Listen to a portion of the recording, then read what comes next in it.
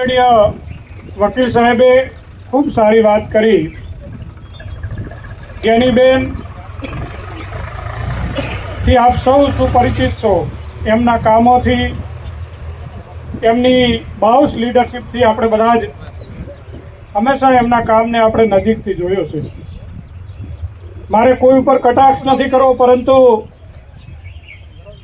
બનાસકાંઠા જિલ્લા કોંગ્રેસ પક્ષના ઉમેદવારની જ્યારે પસંદગીની વાત આવી ત્યારે આ જિલ્લાની અંદર અનેક આગેવાનોએ ટિકિટ માંગી હતી, પરંતુ જિલ્લા કોંગ્રેસના પ્રમુખ તરીકે અમે સૌએ પ્રવાસ કર્યો ત્યારે કોંગ્રેસના આગેવાન હોય, કાર્યકર્તા હોય કે આ વિસ્તારની જનતા હોય કરતી હતી કે જો બનાસકાંઠા જિલ્લામાં જ્ઞાનીબેનને જો કોંગ્રેસની લોકસભાની ટિકિટ આપવામાં આવે તો ચોક્કસપણે આ સીટ એ કોંગ્રેસ પક્ષ જીતી શકે।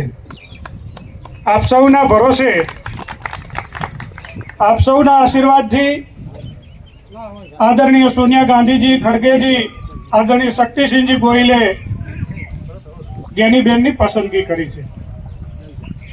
આજે જે રીતે જિલ્લાનું વાતાવરણ સર્જાયું છે, જે રીતનો માહોલ બન્યો છે, છેક દોતા હડાદથી લઈને માવસરી સુધી બધે જ એક વાતાવરણ છે કે આ વખતે જ્ઞાનીબેન લોકસભાની ખૂબ જંગી બહુમતીથી ચૂંટણી જીતશે।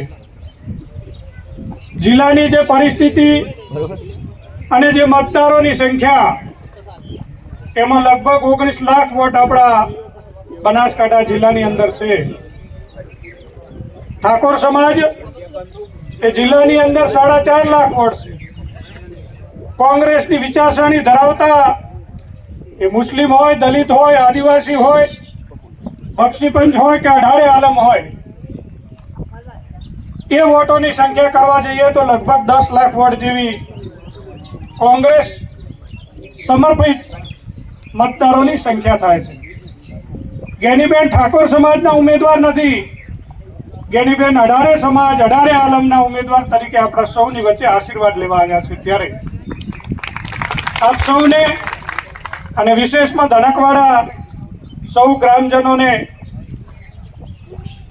અને સાથે સાથે જાગીરદાર સમાજને પણ વિનંતી કરું છું કે બનાસકાંઠા જિલ્લાનું સુકાન જ્યારે એક ક્ષત્રિય દરબારના દીકરા તરીકે આપ સૌના આશીર્વાદથી બેને જ્યારે મને સોંપ્યું હોય ત્યારે જાગીરદાર સમાજને પણ બનાસકાંઠા જિલ્લાને વિનંતી કરું છું કે આ વખતે ધનકવાડામાંથી બીજા સમાજો તો કામ કરશે જ, પણ જાગીરદાર સમાજ પણ વિશેષ પોતાની જવાબદારી સમજીને આ વખતે કોંગ્રેસ તરફી મતદાન કરે એવી પણ આપ સૌને અપીલ કરું છું। સાથે સાથે ઇતર સમાજને પણ વિનંતી કરું છું। આપ સૌનો આ વિસ્તારના મારા પિતાજી નાના મોટા હંમેશા ઇતર સમાજનું કામ કર્યું। અમારા પરિવારે હંમેશા આ વિસ્તારની અંદર સૌને સાથે રાખી અને સૌનો પ્રેમ કેળવ્યો છે। ત્યારે એક માના ભગત હતા મારા પિતાજી, એમના દીકરા તરીકે પણ આ વિસ્તારના ધનકવાડા ગામના અઢારે આલમને વિનંતી કરું છું કે આ વખતે આપ જ્ઞાનીબેનને જંગી બહુમતીથી ધનકવાડામાં લીડ કાઢો અને 15 તારીખે જ્ઞાનીબેન આપણા પાલનપુરમાં કોંગ્રેસ પક્ષના ઉમેદવાર તરીકે ફોર્મ ભરવાના છે, ત્યારે ધનકવાડા ગામમાંથી પણ વધુમાં વધુ સંખ્યામાં આપ પધારો।